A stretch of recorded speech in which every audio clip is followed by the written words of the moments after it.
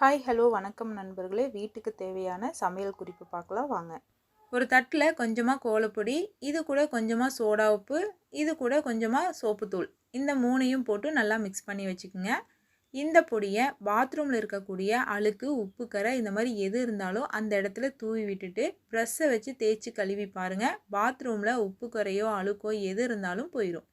குழந்தைங்களோட school uniform white ட்ரெஸ்ஸாக இருந்துச்சுன்னா அழுக்கு அதிகமாக பண்ணிட்டு வருவாங்க. அந்த அழுக்கு போக வைக்கிறதுக்குள்ளே கை வலியே எடுத்துரும். கை வலிக்காமல் ஈஸியாக எப்படி ஒயிட் ட்ரெஸ் துவைக்கிறதுங்கிறத பார்க்க போகிறோம்.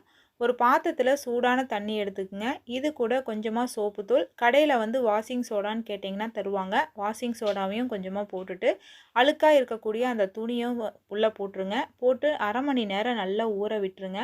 வாஷிங் சோடா போடுறதுனால ஒயிட் ட்ரெஸ்ஸில் இருக்கக்கூடிய அழுக்கு எல்லாத்தையுமே எடுத்துரும்.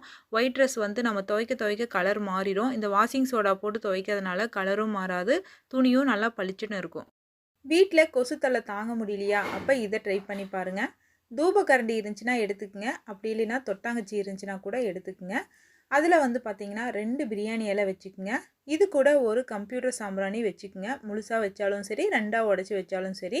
2 கற்பூரத்தையும் இது கூட போட்டுருங்க.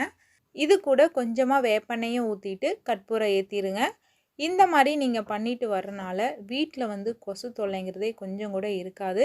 இது நல்லா எரிஞ்சு முடித்ததுக்கப்புறமா இதிலிருந்து வரக்கூடிய புகையை வீடு ஃபுல்லாக காட்டுங்க. வீட்டில் ஒரு கொசு கூட இருக்காது. ட்ரை பண்ணி பாருங்கள். வாழைக்காய் பஜ்ஜி, உருளைக்கிழங்கு பஜ்ஜி, இந்த மாதிரி எந்த பஜ்ஜி செய்கிறதா இருந்தாலும் சரி, பஜ்ஜி மாவு கூட இட்லி தோசைக்கு அரைக்கக்கூடிய அந்த மாவை 2 கரண்டி ஊற்றிட்டு அதுக்கப்புறம் பஜ்ஜி சுட்டு பாருங்கள். பஜ்ஜியோட டேஸ்ட்டும் சூப்பராக இருக்கும். பஜ்ஜியும் நல்லா உப்பி வரும். வீட்டில் கொசுத்தொல்லை அதிகமாக இருக்கா, அப்போ இதை ட்ரை பண்ணி பாருங்கள். ஒரு அகல் விளக்கு எடுத்துகிட்டு 2 பல் பூண்டு தோலோடு தட்டி அந்த அகல் விளக்குள்ளே போட்டுருங்க. அதுக்கப்புறமா திரி போட்டுட்டு வேப்ப எண்ணெய் ஊற்றி விளக்கேற்றிடுங்க. இந்த வேப்ப எண்ணெயோட அந்த பூண்டும் சேர்ந்து எரியும் போது அதிலிருந்து வரக்கூடிய மனம் கொசுக்கு பிடிக்காது. அதனால் வீட்டில் ஒரு கொசு கூட இருக்காது. இந்த விளக்கை எங்கே அதிகமாக கொசு வருதோ அந்த இடத்துல வச்சுருங்க. கொசுங்கிறது வீட்டில் இருக்காது. வீட்டில் கரப்பாம்பூச்சி தொல்லையா, அப்போ இதை ட்ரை பண்ணி பாருங்கள். ஒரு தட்டில் 1 ஸ்பூன் அளவுக்கு கோதுமை மாவு, அரை ஸ்பூன் அளவுக்கு போரிங் பவுடர் போட்டுக்குங்க. போரிங் பவுடர் கேரம் போர்டுக்கெல்லாம் நம்ம யூஸ் பண்ணுவோம் இல்லையா, அந்த பவுடர் தான் போரிங் பவுடர். அது ஒரு அரை ஸ்பூன் அளவுக்கு போட்டுக்குங்க. இது கூட கொஞ்சமாக தண்ணி ஊற்றிட்டு இதை நல்லா மிக்ஸ் பண்ணிக்கோங்க. ஒரு குட்டி குட்டி பாலாக உருட்டி எடுத்து வச்சுக்கோங்க. இந்த பாலை எங்கெல்லாம் கரப்பாம்பூச்சி வருதோ அந்த இடத்துல எல்லாம் வச்சுருங்க. குழந்தைங்க எடுக்காத மாதிரி பார்த்துக்குங்க. இந்த உருண்டையை வாரத்தில் ஒரு நாள் இந்த மாதிரி செஞ்சு வச்சிங்கன்னா கரப்பாம்பூச்சியே ஒன்று கூட வராது.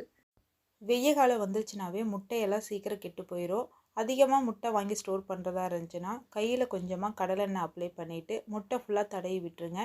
இந்த கடலெண்ணெயை நீங்கள் முட்டையில் தடவுறதுனால நீண்ட நாள் முட்டை கெட்டு போகாமல் இருக்கும்.